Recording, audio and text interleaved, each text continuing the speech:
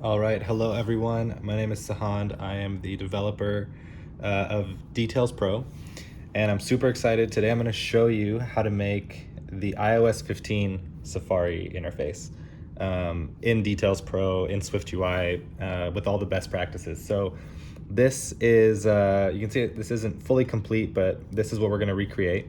And we're going to use this reference image, which was posted by Kevin Clark. So thank you for tweeting that out. But yeah, I'm going to show you just how to do this, and also hopefully show you a ton of Details Pro tips along the way, and also just help you get a sense for how I use this app and how you can use this app to design a lot of great stuff. So, and let me know what you think of this video, because I'm going to try to make more of these, and it really helps when I know what you think. So let's get started. I'm just going to erase everything, and we're going to start from scratch. So I'm gonna go ahead and start with a new blank iPhone template. Okay, so let's look at what we got here. This can be broken down. The way that I would think about this, clearly there's a lot of action that happens down here, and that just looks, aesthetically, I think it looks great. It's gonna be really fun to put together. This is some interface, and then everything else is, it looks like it's just the page. So, and I've got a screenshot of this website ready to go. But looking at this, there's this layering. So I would think about this two ways. You could either do the image, and then you could do an overlay, which is in SwiftUI, the way that you can put something in front of something else. You could do an overlay, or you could go sort of the inverse and do this in like a vertical stack, and then give that entire thing a background. When to decide whether something should be a background or an overlay, I would say it's up to you, and when you think, whichever feels more natural. I think for the most part, background and overlay are kind of just like siblings, like they're really just two sides of the same coin. So I think for our case, I'm gonna do the picture as a background, just because I like to keep the part that's the hardest, whatever's the most complicated part of the design, I like to keep that close to just the beginning. I don't want to have it like out in the overlay of an overlay of an overlay. Let's try to keep that kind of central. So let's just kind of set up our front, and then we'll do the background. So let's just get that going. So first thing I'm going to do is I'm going to start with a vertical stack, because I'm going to want to put that bar down. So that's kind of giving me a hint to use a vertical stack. So I'm going to do vertical stack. I'm going to make this a full height vertical stack. So I just added, sorry, that was pretty quick. I just added a frame modifier in the suggested section. And I'm going to use the shortcut, use full height, use full width. And you can see the blue border kind of took up the whole thing. And then after that, I'm going to add a background. So right now we have a vertical stack, which takes up everything, has a background. This background is going to be our image. So anything inside that vertical stack will be here, and then there's going to be a background behind anything in the vertical stack. So let's bring in that image, and I've already got that saved here. Okay, so a couple things. So like already you can see this picture that I got isn't like perfect. It doesn't fit or fill everything. So I'm gonna do a couple things. I'm going to give this image some padding from the top, because that's actually, I think that's accurate. There's also, yeah, like we're not gonna have the status bar here, but this does actually need to have more padding on the top. So side top padding, and let's do, just kind of enough to fill. That's probably too much, but we'll just start there.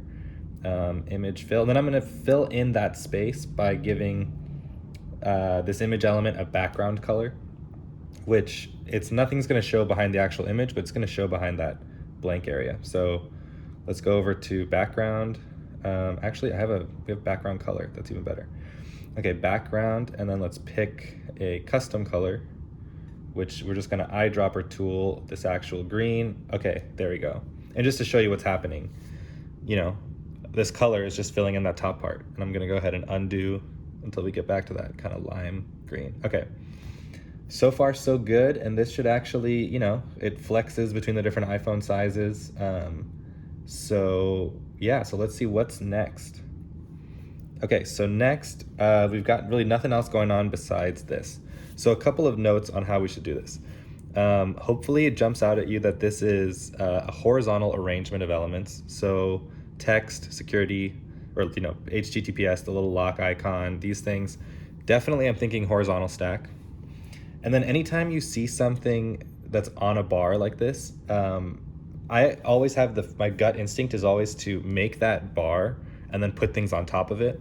But you can actually make a design that's more accessible and more scalable if the size of the contents is actually what's dictating the size of the bar. Because then if someone has large text turned on, for example, this NY Times will be a lot larger, and since the bar was getting its padding from NY Times, the bar will be larger. So to put things, kind of conclude that, what we want to do is we want to make our horizontal stack, and then we want to give that the background of that blur, as opposed to putting a blur and putting stuff over it. So let's just kind of start doing the horizontal stack first. Then we'll kind of tweak it, make sure it looks good. So over here we've got a vertical stack, we've got the background. So now we're gonna actually play inside the vertical stack. So I'm gonna tap right there, and let's do a horizontal stack. And all this stuff you'll notice is gonna start appearing in the center, because that's just like the default SwiftUI layout. Let's just start there, and then we will bring everything down. So this is gonna be our nytimes.com. Boom. And don't worry if you can't see it, it's hard to see right now, but it won't be in a second. And actually let's do that right now. So we want the horizontal stack to have a background. We know that. And we want that background to be a blur. So I'm gonna go ahead and replace the background with a blur element. Now we need some padding. So I'm going back to the horizontal stack. Before the background modifier, I'm gonna add some padding. You can see when I added padding, that's not doing what I want, because it's doing background first and then drawing padding around. I'm gonna just grab this.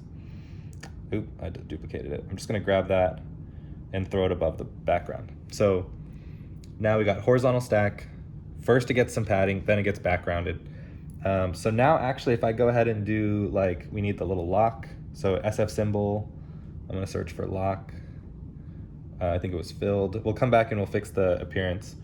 And then we've got a spacer. So you can see as soon as I added that spacer, it grew everything, and that took the background with it, which is exactly what we want. Let's add those other two symbols. I think what is it? It's an ellipse circle, and then that's gonna be called square on square or something. Okay, so ellipsis, that's what I meant, ellipsis.circle. And then I'm just gonna go ahead and duplicate this view and do, let's try square on. Yeah, cool, square on square. Okay, so, we've got the characters, but they do not looking right. So let's start to kind of stoop that up a little bit. So first thing, we want to make this thing, we're gonna make that lock smaller and grayer and closer to NY Times. And we're gonna make those bluer and a little bigger and a little more spaced out. We're just going off the look here, but I feel like the font maybe could be increased a little bit. So on the whole horizontal stack, I'm gonna add a font modifier, and I think we're gonna do not, title 3 is too big. So maybe body was right, and body is the default. So I'm gonna get rid of that. Let's just keep that for now. But this thing definitely needs to be made smaller. So I'm gonna give it a secondary color, which seems right. And then I'm gonna change its image scale to small. So that's still good, but it's still not closer to the NY Times. There's a couple paths we could take here to get these closer and manage those. We could stop using the horizontal stack's default spacing, or we could keep some default spacing, but we could put these two elements in their own horizontal stack and bring those smaller.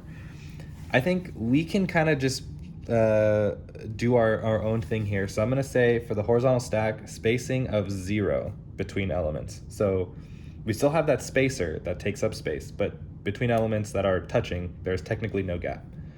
And then what I'm gonna do is, actually, let's get this off the walls here. I'm gonna add padding to the whole thing. So padding, beautiful. We'll make it rounded in a second. But yeah, this actually kind of looks right now. I don't know. Yeah, it's close. That looks right. So let's just manage these two. So these actually seem kind of big. I don't know. Maybe we'll just get lucky. Maybe it's just large. Honestly, feels like it might be. And then they're both blue, and there's quite a bit of spacing between them. So I'm gonna go blue on here. A new feature, I'm gonna copy modifiers and then go to this one and paste modifiers, which will paste that blue color. Easy. And then let's just give this one a padding. So we want padding on the leading side. Boom. Honestly, that looks fine. And it almost looks like it's more padding in the real thing. So let's just give it a little more. That's on this thing, padding. Let's do like 24. Okay, cool. So now, so we've done a bunch of stuff. So now we've got our vertical stack, which even though the contents are only this small, we have that full width, full height modifier. So it really does grow.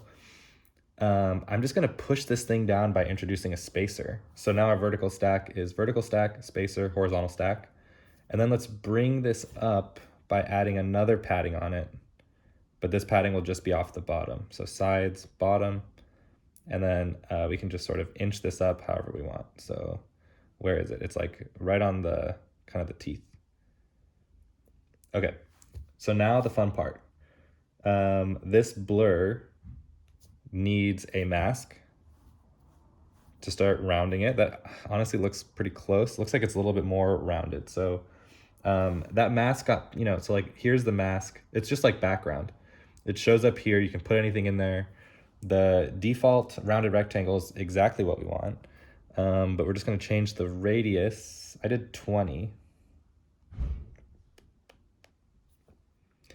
That feels good. And then the whole thing actually has a shadow too. So on the blur, which is the background of that horizontal stack, which has a mask, after the mask, we want a shadow. So we get like a rounded shadow, right?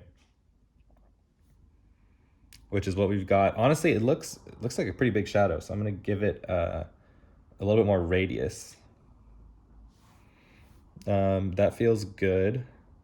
And by the way, you can at any time switch to dark mode, and you can see like the text flipped, everything's, things are looking good. You can also use split mode if you haven't checked this out. And here I'll go into full screen. That shows you light and dark at the same time. You can also edit like this. If I go to fit, I can like say I want this text to be red. So now it's the two different reds, but I'll just undo that. We don't need that for now. Okay, so let's just go back to where we were. Okay, so I mean, that's feeling great. Let's see. Okay, ours is a little bit too high, but our proportions are kind of all different anyway.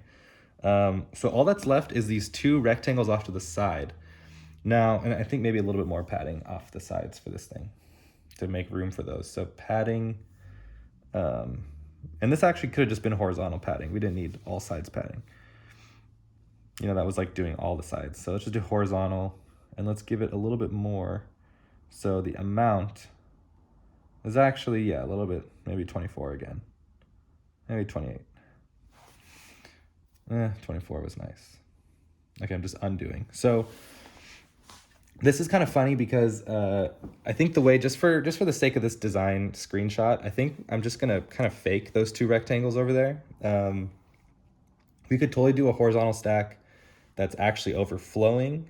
We could also do, a horizontal stack or like a scrolling stack. But for the sake of this, I'm just gonna get two rounded rectangles popping up that are the same.